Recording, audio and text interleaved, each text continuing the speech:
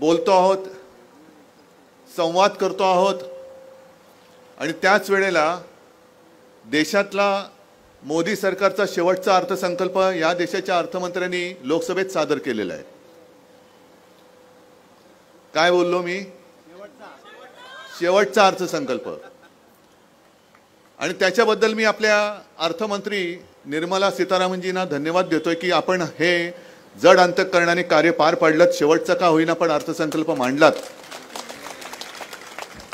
आणि आणखीन एका गोष्टीसाठी मी त्यांचं अभिनंदन करतोय, कारण सगळा अर्थसंकल्प मी काही पाहिला नाही, वाचला नाही, पण पेनमध्ये शिरल्यानंतर मोबाईलवरती ऑनलाईन जे काही हायलाइट्स येतात त्याच्यात मी वाचलं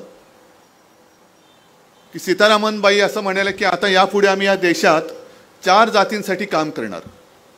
कोणत्या 4 जाती? गरीब, महिला, तरुण आणि शेतकरी।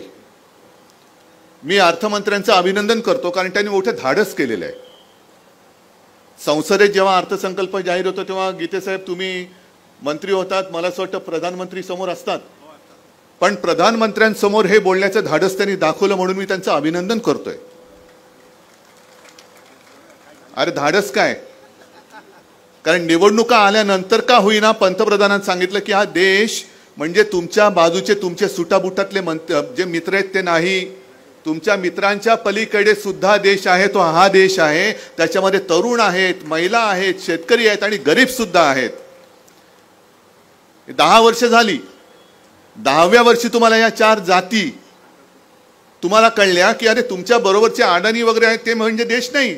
ज्याच्यासाठी तुम्ही 10 वर्ष जी खर्ची घातली आपल्या आयुष्याची, माझ्या देशाची, हा तेवढा देश नाहीये। सुटाबुटातलं सरकार हे आता गरिबांकडे लक्ष द्यायला आलेलं आहे। मग सीतारामनजी महिलांकडे तुम्ही लक्ष देता आहात, मणिपूरमध्ये का नाही जातो? मणिपूरमध्ये जा, मणिपूरमध्ये ज्या महिलांवरती जे काय अत्याचार झाले त्यांना जाऊन सांगा की अहो आम्हाला माहितीच नव्हतं आमच्या देशामध्ये महिला आहेत, आत्ता आम्हाला कळलं, कारण निवडणुकांमध्ये महिलांची मतं पाहिजेत म्हणून आम्ही सांगतो आहोत की आम्ही आता महिलांसाठी सुद्धा काम करणार। मग मध्ये जे मी म्हटलं होतं ना की बिल्किश बानोकडे जा, त्यांच्या अत्याचाराने तुम्ही सोडलं होतं, पुन्हा कोर्टाच्या आदेशाने त्यांना तुरुंगात टाकले, त्यांना जाऊन सांगा की ताई तू सुद्धा महिला आहेस, आता आम्ही तुझ्यासाठी पण काम करणार आहोत। इथे शेतकरी असतील आलेले, कामगार आले असतील, तरुण आले असतील। ज्या वेळेला शेतकऱ्यांनी 1 वर्ष, 1.5 वर्ष, जवळपास वर्षभर, वर्ष 6 महिने उत्तरेतल्या शेतकऱ्यांनी आंदोलन केलं, थंडी, वारा, ऊन, पाऊस कशाची पर्वा न करता आंदोलन केलं, त्यांना तुम्ही अतिरेकी ठरवलं होतं। आता अतिरेक्याने तुम्ही शेतकरी समजायला लागलात आणि आता तुम्ही त्यांचं काम करायला लागलात। म्हणजे हा सगळा भूलभुलैया एवढा हे थोतांड आहे। पण एक लक्षात घ्या की पूर्वी म्हणजे अजूनही होत असतील जादूचे प्रयोग, तुम्ही पाहिलेत जादूचे प्रयोग? अरे हो की नाही? अरे नसेल तर नाही सांगा, ते करतात ते बघा। आता दिल्लीत सुरू आहेत जादूचे प्रयोग। जादूचे प्रयोग म्हणजे काय? मी लहानपणी बघायचो, तो जादूगार यायचा, टोपी दाखवायचा, अशी रिकामी आहे ना टोपी, हो, मग काहीतरी त्याच्यावर फडकं टाकायचा, एक मंत्र म्हणायचा आब्राकाडाब्रा, हात घालायचा आणि कबूतर काढून सोडून द्यायचा। आपण म्हणायचो अरे काय अचाट माणूस, रिकाम्या टोपीतून कबूतर काढलं, माझं मत ह्यालाच। पण त्यावेळेला हे लक्षात येत नाही की कबूतर उडून गेलं, टोपी आपल्याला घातली। ही टोपी घालण्याचा प्रकार आहे अर्थसंकल्प म्हणजे।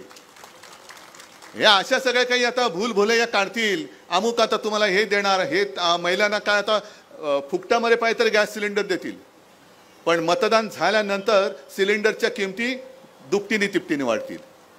तरुणांना आम्ही नोकऱ्या देणार। अहो 10 वर्ष हेच ऐकत आलोय, 10 वर्ष केलंत काय तुम्ही? आम्हाला आता तुमच्या फसव्या अर्थसंकल्पाची गरज नाहीये।